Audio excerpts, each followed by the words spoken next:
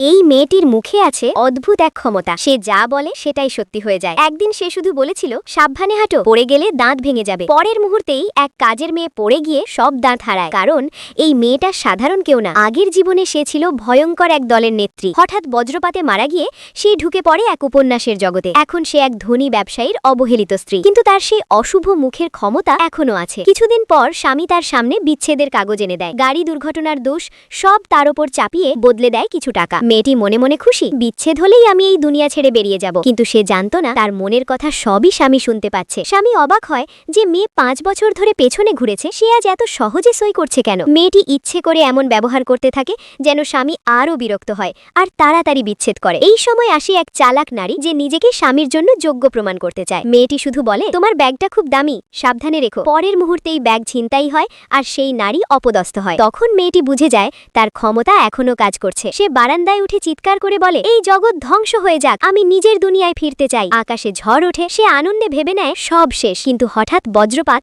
সরাসরি তার উপর পড়ে আর সে নিচে পড়ে যায়। সবাই ভাবে স্বামীর জন্য নাকি সে প্রাণ দিতে চেয়েছে। সত্যি ভালোবাসায় অন্ধ মানুষ।